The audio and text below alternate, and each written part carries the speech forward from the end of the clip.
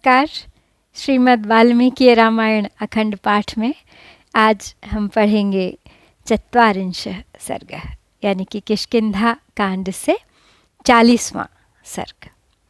और इस सर्ग में श्री राम की आज्ञा से सुग्रीव भेजेंगे सीता जी की खोज के लिए वानर सेना को पूर्व दिशा में। तो चलिए प्रारंभ करते हैं आज का पाठ। अथ राजा समृद्धार्थः सुग्रीवः प्लवगेश्वरः उवाच नरशार्दूलं रामं परबलार्दनम् आगता विनिविष्टाश्च बलिनः कामरूपिणः वानरेन्द्रा महेन्द्राभा ये मद्विषयवासिनः त इमे बहुविक्रान्तैर्बलिभिर्भीमविक्रमैः आगता वानरा घोरा दैत्यदानवसन्निभाः ख्यातकर्मापदानाश्च बलवन्तो जितक्लमाः पराक्रमेषु विख्याता व्यवसायेषु चोत्तमाः पृथिव्यम्बुचरा रामनानानगरनिवासिनः कोट्योघाश्च इमे प्राप्ता वानरास्तव किंकराः। सुग्रीव ने अपनी संपूर्ण वानर सेना का श्री राम को परिचय दे दिया है और उसके बाद बल वैभव से संपन्न वानर राज राजा सुग्रीव शत्रु सेना का संहार करने वाले पुरुष सिंह श्री राम से कुछ इस प्रकार कह रहे हैं। कहते हैं, भगवान जो मेरे राज्य में निवास करते हैं वे महेंद्र के समान तेजस्वी, इच्छानुसार रूप धारण करने वाले और बलवान वानर यूथपति यहाँ आकर पड़ाव डाले बैठे हैं। ये अपने साथ ऐसे बलवान वानर योद्धाओं को ले आए हैं जो बहुत से युद्ध स्थलों में अपना पराक्रम प्रकट कर चुके हैं और भयंकर पुरुषार्थ कर दिखाने वाले हैं। यहाँ ऐसे ऐसे वानर उपस्थित हुए हैं जो दैत्यों और दानवों के समान भयानक हैं। अनेक युद्धों में इन वानर वीरों की शूरवीरता का परिचय मिल चुका है। ये बल के भंडार हैं, युद्ध से थकते नहीं हैं। इन्होंने थकावट को जीत लिया है। ये अपने पराक्रम के लिए प्रसिद्ध और उद्योग करने में श्रेष्ठ हैं। हे शत्रुदमन श्री राम, यहाँ आए हुए ये वानरों के करोड़ों यूथ विभिन्न पर्वतों पर निवास करने वाले हैं। जल और थल दोनों में समान रूप से चलने की शक्ति रखते हैं और ये सब के सब आपके किंकर यानी आपके आज्ञा पालक हैं। निदेशवर्तिनः सर्वे सर्वे गुरुहिते स्थिताः अभिप्रेतमनुष्ठातुं तव शक्ष्यन्तरिन्दम ताइमे बहुसाहस्रैर्निकैर्भीमविक्रमैः आगता वानरा घोरा दैत्यदानवसन्निभाः यन्मन्यसे नरव्याघ्र प्राप्तकालं तदुच्यतां त्वत्सैन्यं त्वद्वशे युक्तमाज्ञापयितुमर्हसि काममेषामिदं कार्यं विदितं मम तत्त्वतः तथापि तु यथा युक्तमाज्ञापयितुमर्हसि तथा ब्रुवाणां सुग्रीवं रामो दशरथात्मजः बाहुभ्यां संपरिष्वज्य इदं वचनम् अब्रवीत्। आगे कहते हैं सुग्रीव श्री राम से कि ये सभी आपकी आज्ञा के अनुसार चलने वाले हैं, आप इनके गुरु स्वामी हैं, ये आपके हित साधन में तत्पर रहकर आपके अभीष्ट मनोरथ को सिद्ध कर सकेंगे। दैत्यों और दानवों के समान घोर रूपधारी ये सभी वानर यूथपति अपने साथ भयंकर पराक्रम करने वाली कई सहस्र सेनाएं लेकर आए हैं।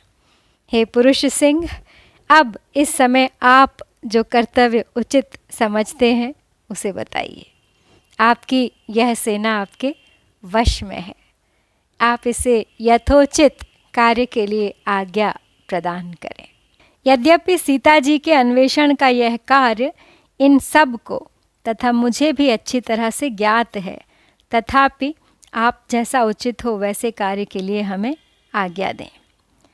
तो जब सुग्रीव ने ऐसी बात कही तब दशरथ नंदन श्री राम ने दोनों भुजाओं से पकड़कर उन्हें हृदय से लगा लिया और इस प्रकार कहा, ज्ञायताम सौम्य वैदेही यदि जीवति वा न वा स च देशो महाप्राज्ञ यस्मिन् वसति रावणः अधिगम्य तु वैदेहीं निलयं रावणस्य च प्राप्तकालं विधास्यामि तस्मिन् काले सह त्वया नाहमस्मिन् प्रभुः कार्ये वानरेन्द्र न लक्ष्मणः त्वमस्य हेतुः कार्यस्य प्रभुश्च प्लवगेश्वर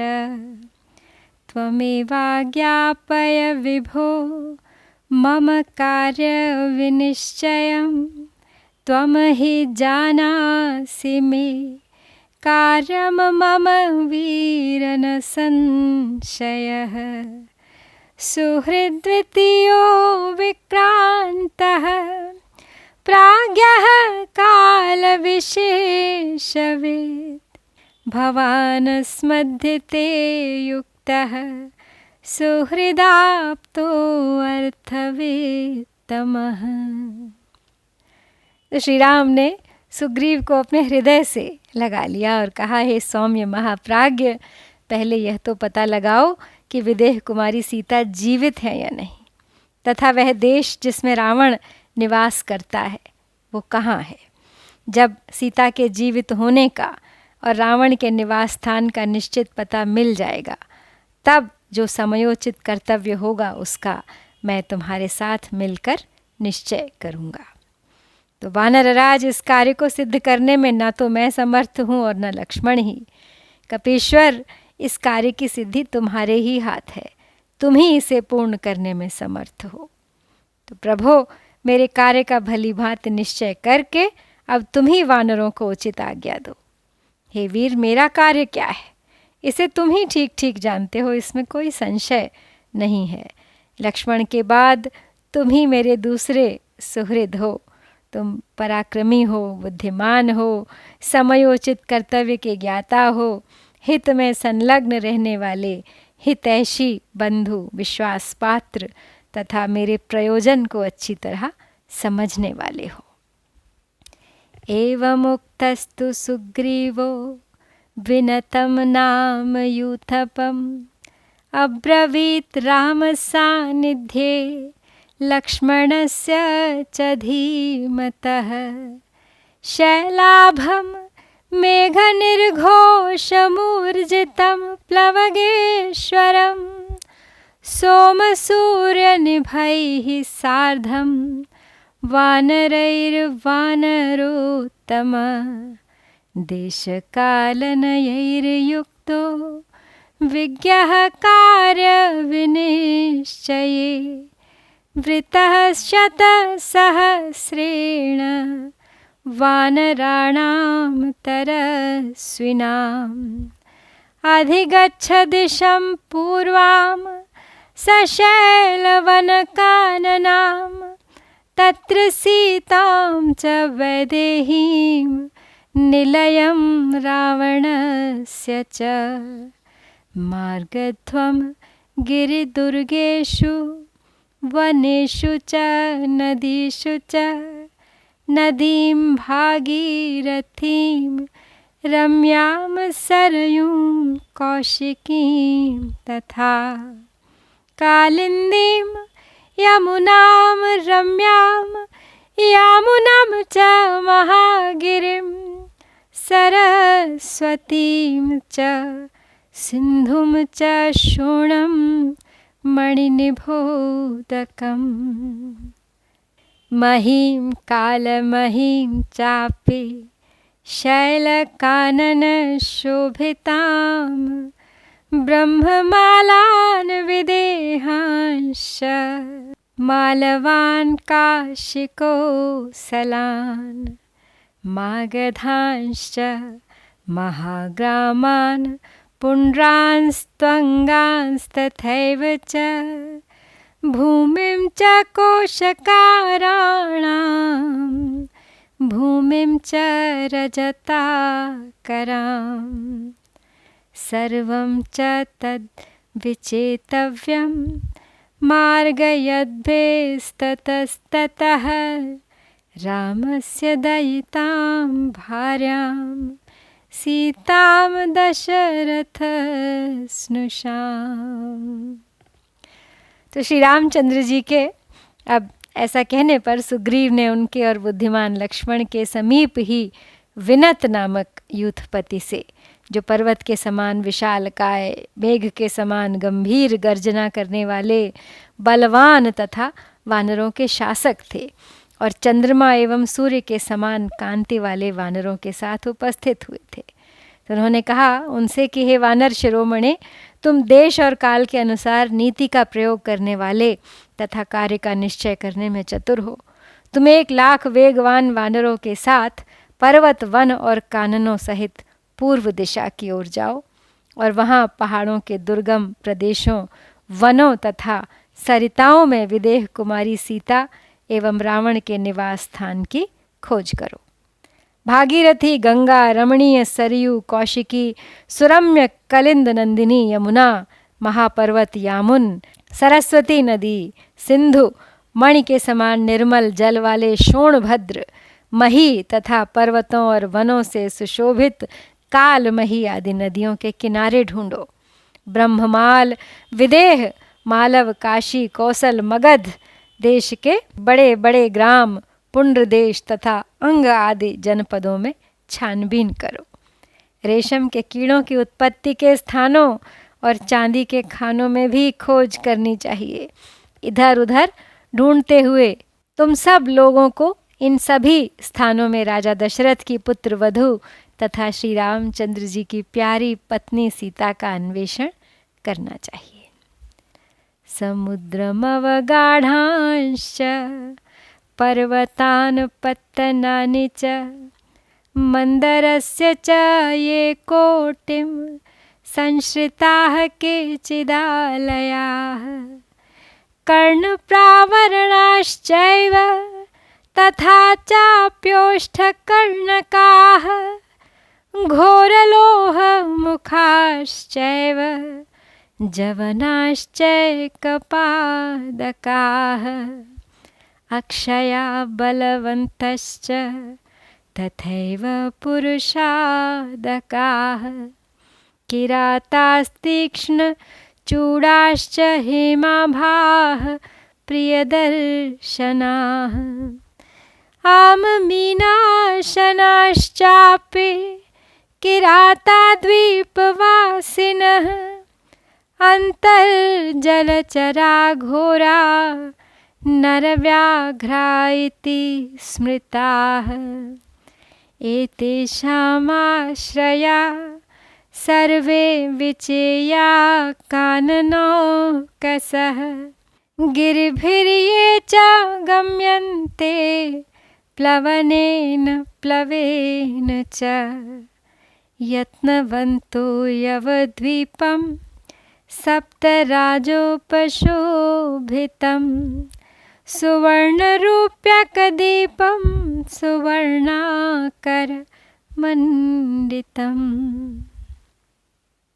आगे कहते हैं सुग्रीव वानर सेना से कि समुद्र के भीतर प्रविष्ट हुए पर्वतों पर, उसके अंतर्वर्ती द्वीपों के विभिन्न नगरों में तथा मंदराचल की चोटी पर जो कोई गांव बसे हैं, उन सब में सीता का अनुसंधान करो।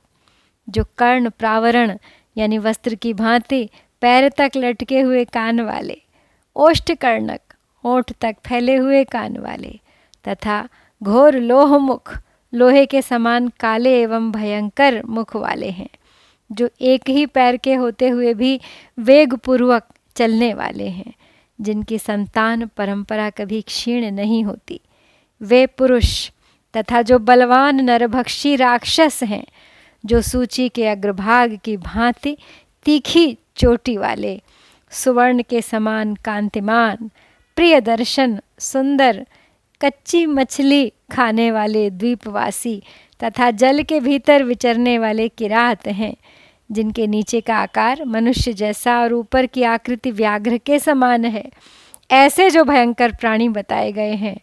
तो वानरों, इन सब के निवास स्थानों में जाकर तुम्हें सीता तथा रावण की खोज करनी चाहिए। जिन द्वीपों में पर्वतों पर होकर जाना पड़ता है तथा समुद्र को तैरकर या नाव आदि के द्वारा पहुंचा जाता है, उन सब स्थानों में सीता को ढूंढना चाहिए। इसके सिवा तुम लोग यत्नशील होकर 7 राज्यों से सुशोभित यव द्वीप, जावा, सुवर्ण द्वीप, सुमात्रा तथा रूप्यक द्वीप में भी जो सुवर्ण की खानों से सुशोभित हैं, सीता को ढूंढने का प्रयास करो। यवद्वीपमतिक्रम्य शिशिरो नाम पर्वतः दिवं स्पृशति शृंगेण देवदानवसेवितः। एतेषां गिरिदुर्गेषु प्रपातेषु वनेषु च मार्गध्वं सहिताः सर्वे रामपत्नीं यशस्विनीं। ततो रक्तजलं प्राप्य शोणाख्यं शीघ्रवाहिनं गत्वा पारं समुद्रस्य सिद्धचारणसेवितं। तस्य तीर्थेषु रम्येषु विचित्रेषु वनेषु च रावणः सह वैदेह्यां मार्गितव्यस्ततस्ततः। पर्वतप्रभवा नद्यः सुभीमबहुनिष्कुटाः मार्गितव्यादरीमन्तः पर्वताश्च वनानि च। तो सुग्रीव आगे उनको मार्ग समझाते हुए कहते हैं कि यव द्वीप को लांघ कर आगे जाने पर एक शिशिर नामक पर्वत मिलता है, जिसके ऊपर देवता और दानव निवास करते हैं। वह पर्वत अपने उच्च शिखर से स्वर्गलोक का स्पर्श करता सा जान पड़ता है।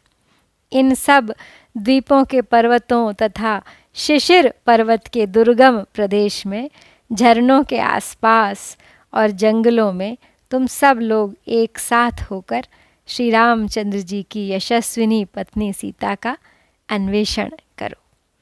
तदनंतर समुद्र के उस पार, जहाँ सिद्ध और चारण निवास करते हैं, जाकर लाल जल से भरे हुए शीघ्र प्रवाहित होने वाले शोण नामक नद के तट पर पहुँच जाओगे। उसके तटवर्ती रमणीय तीर्थों और विचित्र वनों में जहाँ तहाँ विदेह कुमारी सीता के साथ रावण की खोज करना। पर्वतों से निकली हुई बहुत सी ऐसी नदियाँ मिलेंगी रास्ते में, जिनके तटों पर बड़े भयंकर अनेकानेक उपवन प्राप्त होंगे। साथ ही वहाँ बहुत सी गुफाओं वाले पर्वत भी उपलब्ध होंगे और अनेक वन भी दृष्टिगोचर होंगे। उन सब में सीता का पता अवश्य लगाना चाहिए। ततः समुद्रद्वीपांश्च सुभीमान् द्रष्टुमर्हथ ऊर्मिमन्तं महारौद्रं क्रोशन्तमलिनोद्धतं। तत्रासुरा महाकायाश्छायां गृह्णन्ति नित्यशः ब्रह्मणा समनुज्ञाता दीर्घकालं बुभुक्षिताः। तं कालमेघप्रतिमं महोरगनिषेवितम् अभिगम्य महानादं तीर्थेनैव महोदधिं।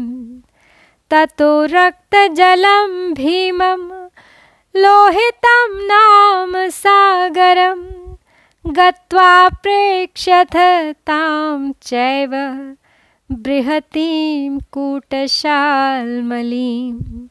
गृहं च वैनतेयस्य नानारत्नविभूषितं तत्र कैलाससङ्काशं विहितं विश्वकर्मणा। तत्र शैलनिभा भीमा मन्देहा नाम राक्षसाः शैलशृङ्गेषु लम्बन्ते नानारूपा भयावहाः। ते पतन्ते जले नित्यं सूर्यस्योदयनं प्रति अभितप्ताः स्म सूर्येण लम्बन्ते स्म पुनः पुनः। तो सुग्रीव वानरों को आगे निर्देश देते हुए कहते हैं कि तत्पश्चात पूर्वोक्त देशों से परे जाकर तुम इक्षुरस से परिपूर्ण समुद्र, इक्षुरस यानी ईख गन्ना, इक्षुरस से परिपूर्ण समुद्र तथा उसके द्वीपों को देखोगे जो बड़े ही भयंकर प्रतीत होते हैं। इक्षुरस का वह समुद्र महाभयंकर है, उसमें हवा के वेग से उत्ताल तरंगें उठती रहती हैं तथा वह गर्जना करता हुआ सा जान पड़ता है। उस समुद्र में बहुत से विशालकाय असुर निवास करते हैं। वे बहुत दिनों के भूखे होते हैं और छाया पकड़कर ही प्राणियों को अपने पास खींच लेते हैं। यही उनका नित्य का आहार है। इसके लिए उन्हें ब्रह्मा जी से अनुमति मिल चुकी है। तो इक्षुरस का वह समुद्र काले मेघ के समान श्याम दिखाई देता है। बड़े बड़े नाग उसके भीतर निवास करते हैं। उसमें बड़ी भारी गर्जना होती रहती है। विशेष उपायों से उस महासागर के पार जाकर तुम लाल रंग के जल से भरे हुए लोहित नामक भयंकर समुद्र के तट पर पहुंच जाओगे और वहाँ शाल्मली द्वीप के चिन्हभूत कूट शाल्मली नामक विशाल वृक्ष का दर्शन करोगे। उसके पास ही विश्वकर्मा का बनाया हुआ विनतानंदन गरुड़ का एक सुंदर भवन है जो नाना प्रकार के रत्नों से विभूषित तथा कैलाश पर्वत के समान उज्ज्वल एवं विशाल है। उस द्वीप में पर्वत के समान शरीर वाले भयंकर मंदेह नामक राक्षस निवास करते हैं जो सुरा समुद्र के मध्यवर्ती शैल शिखरों पर लटकते रहते हैं। वे अनेक प्रकार के रूप धारण करने वाले तथा भयदायक हैं। प्रतिदिन सूर्योदय के समय वे राक्षस ऊर्ध्वमुख होकर सूर्य से जूझने लगते हैं, परंतु सूर्यमंडल के ताप से संतप्त तथा ब्रह्म तेज से निहत हो सुरा समुद्र के जल में गिर पड़ते हैं और वहाँ से फिर जीवित हो उन्हीं शैल शिखरों पर लटक जाते हैं। उनका बारंबार ऐसा ही क्रम चला करता है। निहता ब्रह्म तेजो भिर हन्य हनि राक्षसाः ततः पाण्डुरमेघाभम क्षीरोदम नाम सागरम् गत्वा द्रक्ष्यथ दुर्धर्षा मुक्ताहारमिवोर्मिभिः तस्य मध्ये महान् श्वेतो ऋषभो नाम पर्वतः दिव्यगन्धैः कुसुमितैराचितैश्च नगैर्वृतः सरश्च राजतैः पद्मैर्ज्वलितैर्हेमकेसरैः नाम्ना सुदर्शनं नाम राजहंसैः समाकुलं विबुधाश्चारणा यक्षाः किन्नराश्चाप्सरोगणाः हृष्टा समधिगच्छन्ति नलिनीं तां रिरंसवः क्षीरोदमसमतिक्रम्य तदा द्रक्ष्यथ वानराः जलोदं सागरं शीघ्रं सर्वभूतभयावहं तत्र तत्कोपजं तेजः कृतं हयमुखं महत् अस्याहुस्तन्महावेगमोदनं सचराचरं तत्र विक्रोशतां नादो भूतानां सागरौकसां श्रूयते चासमर्थानां दृष्ट्वा भूत्वडवामुखम् स्वादुदस्योत्तरे तीरे योजनानि त्रयोदश जातरूपशिलो नाम सुमहान् कनकप्रभः। आगे का मार्ग सुझाते हुए कहते हैं, सुग्रीव की शाल्मली द्वीप एवं सुरा समुद्र से आगे बढ़ने पर क्रमशः घृत और दधि के समुद्र प्राप्त होंगे। वहाँ सीता की खोज करने के पश्चात जब आगे बढ़ोगे तब सफ़ेद बादलों की सी आभा वाले क्षीर समुद्र का दर्शन करोगे। तो हे दुर्धर्ष वानरों, वहाँ पहुंचकर उठती हुई लहरों से युक्त क्षीर सागर को इस प्रकार देखोगे मानो उसने मोतियों के हार पहन रखे हों। उस सागर के बीच में ऋषभ नाम से प्रसिद्ध एक ऊंचा पर्वत है जो श्वेत वर्ण का है। उस पर्वत पर सब ओर बहुत से वृक्ष भरे हुए हैं जो फूलों से सुशोभित तथा दिव्य गंध से सुवासित हैं। उसके ऊपर सुदर्शन नाम का एक सरोवर है जिसमें चांदी के समान श्वेत रंग वाले कमल खिले हुए हैं। उन कमलों के केसर सुवर्णमय होते हैं और सदा दिव्य दीप्ति से दमकते रहते हैं। वह सरोवर राजहंसों से भरा रहता है। देवता, चारण, यक्ष, किन्नर और अप्सराएं बड़ी प्रसन्नता के साथ जल विहार करने के लिए वहाँ आया करती हैं। तो वानरों, क्षीर सागर लांघ कर जब तुम लोग आगे बढ़ोगे तब शीघ्र ही सुस्वादु जल से भरे हुए समुद्र को देखोगे। वह महासागर समस्त प्राणियों को भय देने वाला है। उसमें महर्षि और्व के कोप से प्रकट हुआ बड़वामुख नामक महान तेज विद्यमान है। उस समुद्र में जो चराचर प्राणियों सहित महान वेगशाली जल है, वही उस बड़वा मुख नामक अग्नि का आहार बताया जाता है। उसे देखकर उसमें पतन के भय से चीखते चिल्लाते हुए समुद्र निवासी असमर्थ प्राणियों का आर्तनाद निरंतर सुनाई देता है। स्वादिष्ट जल से भरे हुए उस समुद्र के उत्तर में 13 योजन की दूरी पर सुवर्णमयी शिलाओं से सुशोभित कनक की कमनीय कांति धारण करने वाला एक बहुत ऊंचा पर्वत है।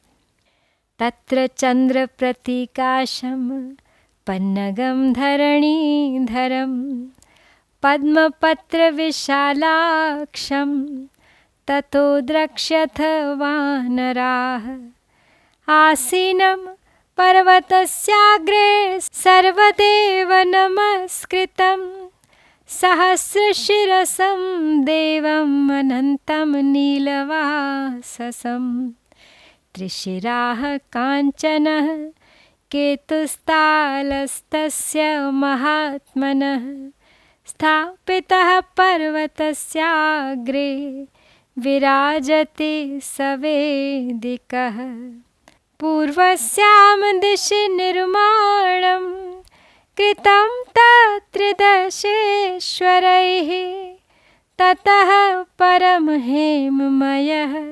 श्रीमानुदयपर्वतः तस्य कोटिर्दिवं स्पृष्ट्वा शतयोजनमायता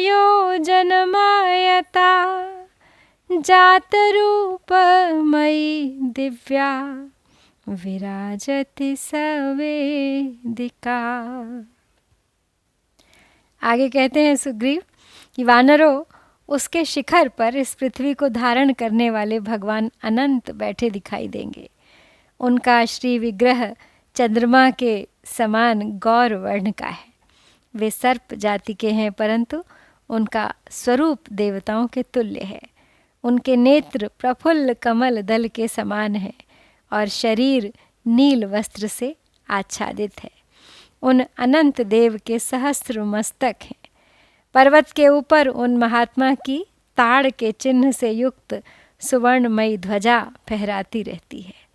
उस ध्वजा की 3 शिखाएं हैं और उसके नीचे आधार भूमि पर वेदी बनी हुई है।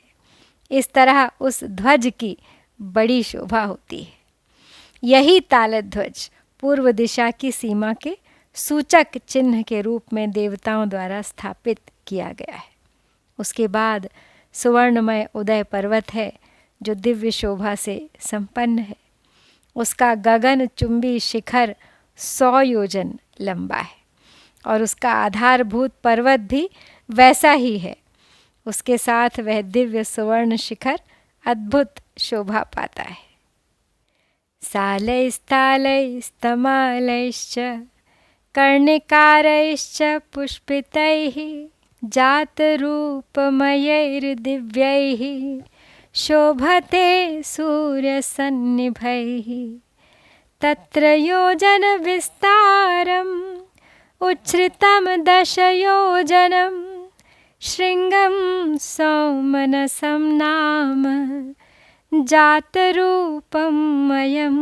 ध्रुवम् तत्र पूर्वं पदं कृत्वा पुरा विष्णोस्त्रिविक्रमे द्वितीयं शिखरे मेरोश्चकार पुरुषोत्तमः उत्तरेण परिक्रम्य जम्बूद्वीपं दिवाकरः दृश्यो भवति भूयिष्ठं शिखरं तन्महोच्छ्रयम् तत्र वैखानसा नाम बालखिल्या महर्षयः प्रकाशमाना दृश्यन्ते सूर्यवर्णास्तपस्विनः अयं सुदर्शनो द्वीपः पुरो यस्य प्रकाशते तस्मिंस्तेजश्च चक्षुश्च सर्वप्राणभृतामपि। आगे कहते हैं सुग्रीव उस अद्भुत सुवर्ण शिखर की शोभा बखानते हुए कि वहाँ के साल, ताल, तमाल और फूलों से लदे कनेर आदि वृक्ष भी सुवर्णमय ही हैं। उन सूर्य तुल्य तेजस्वी दिव्य वृक्षों से उदयगिरी की बड़ी शोभा होती है। उस 100 योजन लंबे उदयगिरी के शिखर पर एक सौमनस नामक सुवर्णमय शिखर है जिसकी चौड़ाई 1 योजन और ऊंचाई 10 योजन है। पूर्व काल में वामन अवतार के समय पुरुषोत्तम भगवान विष्णु ने अपना पहला पैर उस सौमनस नामक शिखर पर रखकर और दूसरा पैर मेरु पर्वत के शिखर पर रखा था। सूर्यदेव उत्तर से घूमकर जम्बू द्वीप की परिक्रमा करते हुए जब अत्यंत ऊंचे सौमनस नामक शिखर पर आकर स्थित होते हैं तब जम्बू द्वीप निवासियों को उनका अधिक स्पष्टता के साथ दर्शन होता है। उस सौमनस नामक शिखर पर वैखानस महात्मा महर्षि यानी बालखिल्य गण प्रकाशित होते देखे जाते हैं जो सूर्य के समान कांतिमान और तपस्वी हैं। यह उदयगिरी के सौमनस शिखर के सामने का द्वीप सुदर्शन नाम से प्रसिद्ध है क्योंकि उस शिखर पर जब भगवान सूर्य उदित होते हैं तभी इस द्वीप के समस्त प्राणियों का तेज से संबंध होता है और सबके नेत्रों को प्रकाश प्राप्त होता है। यही इस द्वीप के सुदर्शन नाम होने का कारण है।